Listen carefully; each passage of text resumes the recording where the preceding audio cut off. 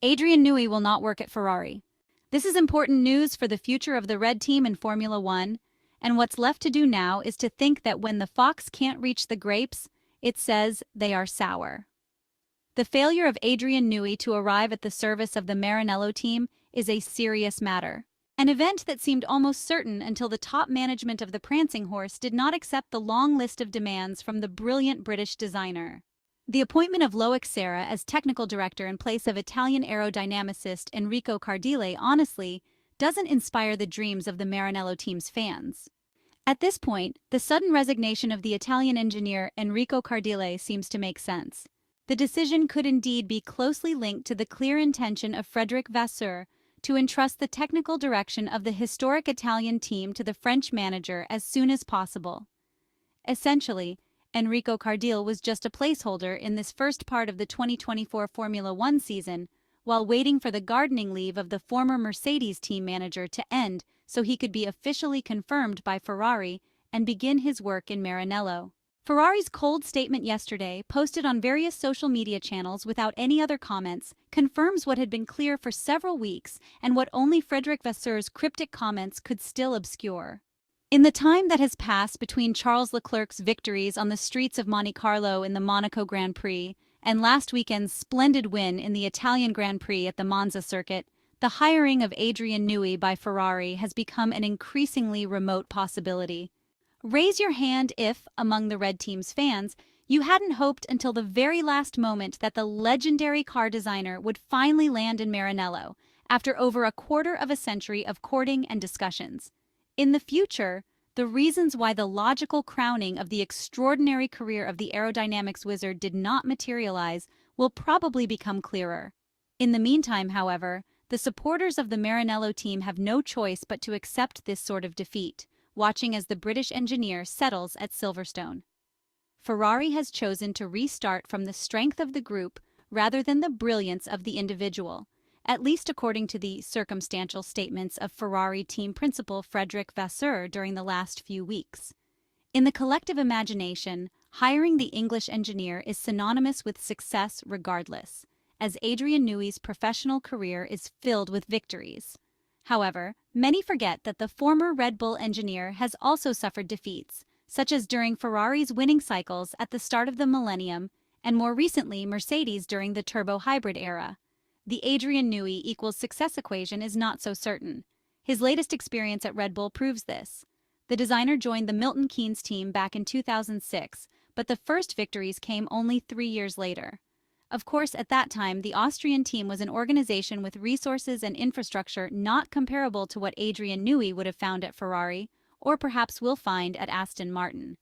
Nevertheless, he also struggled, and in Formula One, his great ideas have not always yielded immediate results. Looking back, we will remember the shocking flop of the McLaren MP4/18, a car designed that never even participated in a single official session of a Grand Prix in the 2003 Formula One Championship. Ron Dennis's team was forced to race with an evolved version of the MP4/17 used in the 2002 season. Yet, with the MP4/17D, Kimi Räikkönen contested the title against Michael Schumacher until the last race at the Suzuka circuit. These references to the past are not intended to diminish the stature of the English engineer, whose contribution to the history of Formula One is immense. The aim, rather, is to critically but intellectually honestly evaluate Adrian Newey, considering every aspect. The British engineer's managerial style is very different from the Italian stereotype. The Briton is a free spirit, and a team must adapt its organization to his way of thinking and acting in order to have him. For example, at Red Bull, his presence at headquarters was not continuous. Moreover, like many artists, the beautiful mind does not like bureaucracy and restrictions. This is why he ran away from Woking as soon as he had the chance. A famous incident was the verbal warning he received for not following the designated route to reach his office at McLaren. Considering that Ferrari is not exactly the ideal place to work calmly, due to the enormous media pressure, could we really have taken Adrian Newey's potential success for granted? A question that unfortunately will never find an answer, but only speculation.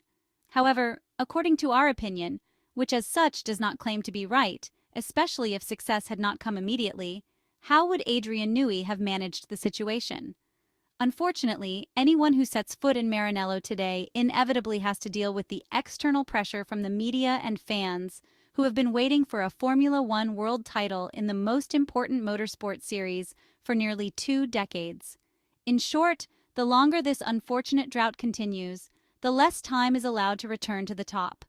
Perhaps even this burden was considered by the genius of modern Formula One. Silverstone is a calm environment, and Aston Martin can wait for its wizard to take it to the top of the world without haste. For the Ferrari technicians and engineers, time has run out, and the appointment with history must happen as soon as possible.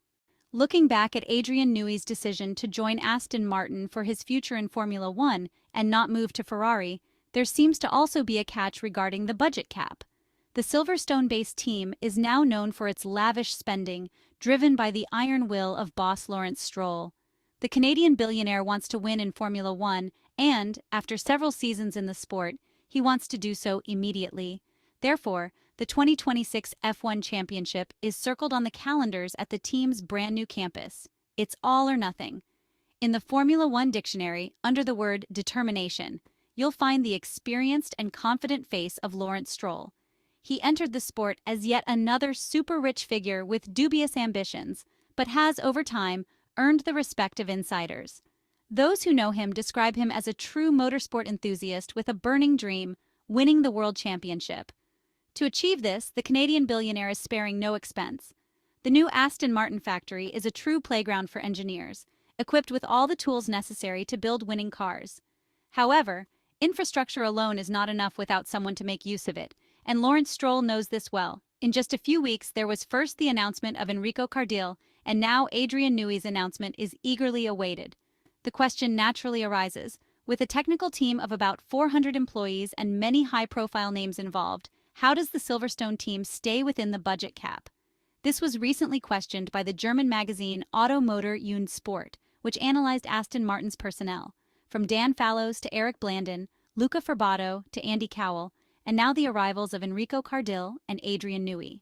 A team which is made up of true superstars who, of course, command very high salaries. Even by cutting the 3 highest new salaries as per regulations, another 3 from last season automatically count towards the cap. If these names aren't excluded from the team, it's fair to wonder how Aston Martin stays within the $160 million spending limit. The solution, according to Auto Motor und Sport, could come from stock packages. Splitting the salaries of the highest-paid employees between cash and shares should, at least under current budget cap rules, solve the issue. This practice is already common in the industry, and something Lawrence Stroll could introduce as standard in Formula One. For now, it's just speculation, but the questions remain.